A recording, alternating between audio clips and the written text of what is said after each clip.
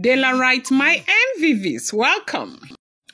Report has it that Ebony breaks down in tears again, lamenting that she will leave if things does not change. That if things don't change in the palace, that she is not going to cry of shame, that she is likely going to leave.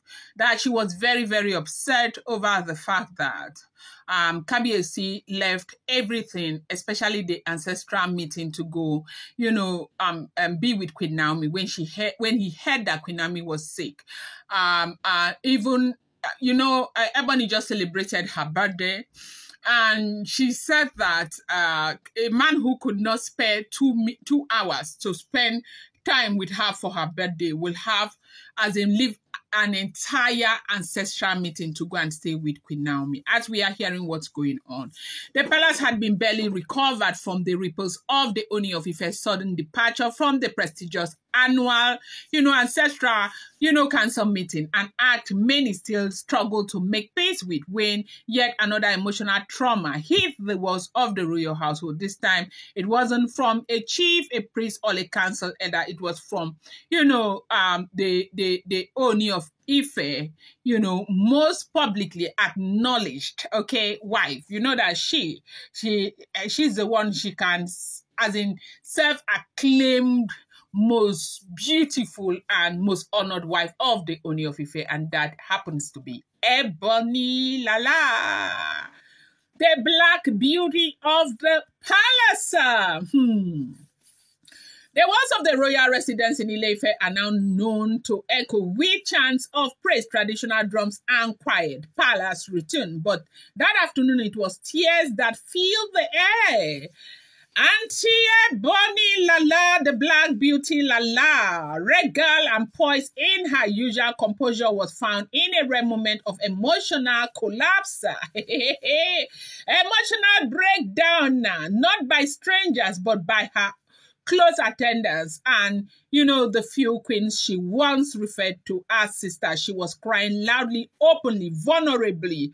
The reason, Queen Naomi, oh, beautiful Queen Naomi. Queen Naomi, not they agree anybody, right? So, Queen Naomi, oh, Guinea.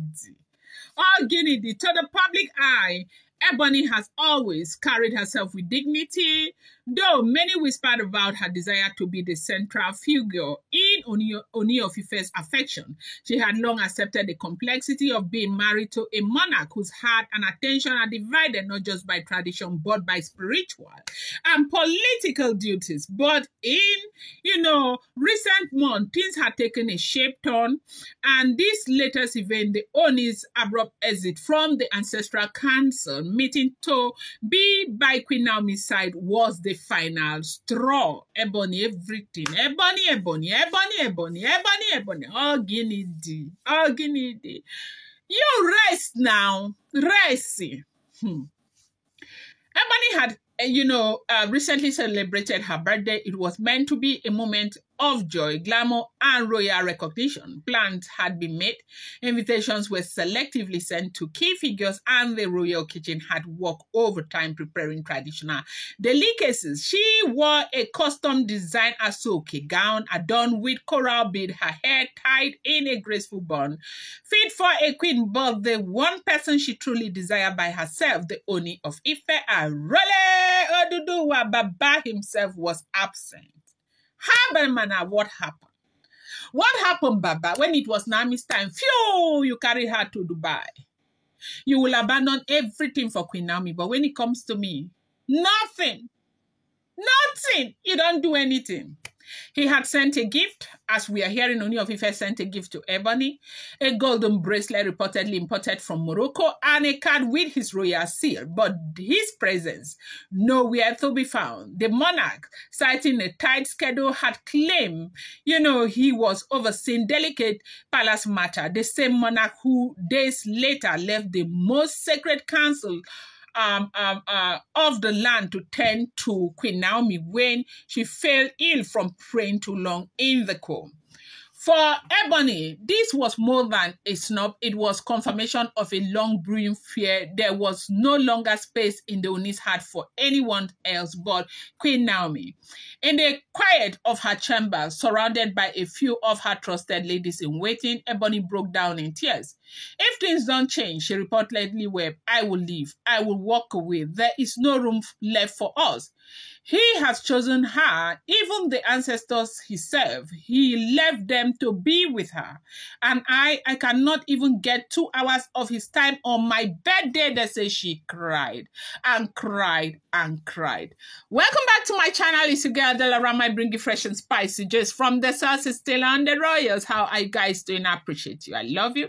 My people, if you're yet to subscribe, kindly go ahead and hit that subscribe button and do not forget to turn on the notification bell. And do not forget to give this video a thumbs up. I appreciate you guys so much. I love you. My people.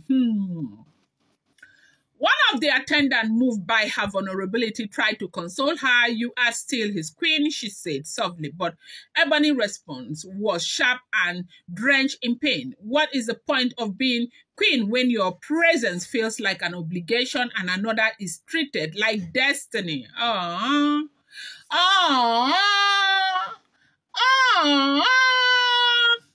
What's the need of being queen when your presence is treated like an obligation and another is treated as destiny? Wait, I tell you now, no go here. What made this moment even more powerful was that Ebony wasn't just jealous, she was heartbroken. She was really, really heartbroken. Heartbreak that stemmed from love, loyalty, and years of standing beside the Ooni through storms and sunshine. She had defended his decision, aligned with his vision, stood in for him at public events, and even bore the weight of public criticism with grace. Yet, here she was, snobbing behind palace curtains sobbing behind palace curtain while the man she called husband restructured ancient tradition just to accommodate another woman, that's Queen Naomi. But one thing I would like to say concerning this is that Queen Naomi has always been there. Even when you started fighting Queen Naomi when Queen Naomi was in the palace, Queen Naomi was there. And when you started fighting Queen Naomi when Queen Naomi was in the palace, not because you didn't know that Ooni of Ife has always loved Queen Naomi, it's because you thought that you could turn down. There was a magic. You could do one kind of magic to take away the pain the love that the Ooni of Ife felt for Olori Naomi. And that is what I keep saying. I say people should not be, disillusioned like this. The man loves his wife. Everything that is happening now is because Kabiyesi loves Naomi. And that is how love works. That is how love works. Recently, we saw what happened where a superstar, an A-lister, left Tanzania, crossed so many oceans to come and marry our own daughter in Nigeria. And you saw the money that boy spent. The boy spent so much money.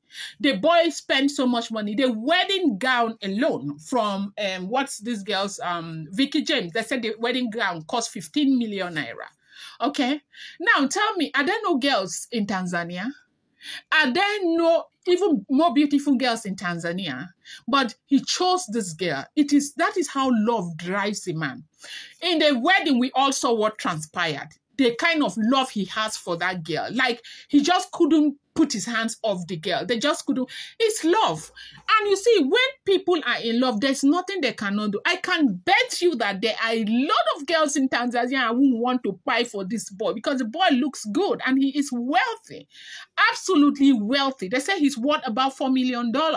So that's a lot of money for a young boy of in his mid-30s or early 30s. But when love takes you to a place, there is no medication, there is no dragging, there is nothing, there is no rule that can take you out. That is the kind of love that the Ooni of Ife feels for Queen Naomi. So anybody who is thinking that they can, put away that love, they are being disillusioned. At the end of the day, they will be the the ones in pain, not Olori Naomi. Well, they said Ebony has been crying that if things do not change, that she is certainly going to leave the life of the Ooni of Ife, that she's certainly going to leave. And everybody is saying, when we are waiting, let's see what happens, because those Oloris there, they are not going to leave. Number one, shame will not let them leave. Number two, they just They just want to win that fight against Olori Naomi. And it is not happening, but they could care less. The last thing that I know that these women will do, they will not leave, but they will continue to suffer. Kabiyesi will continue to treat them this way because it's very painful. I feel for them, but it's what you chose, okay?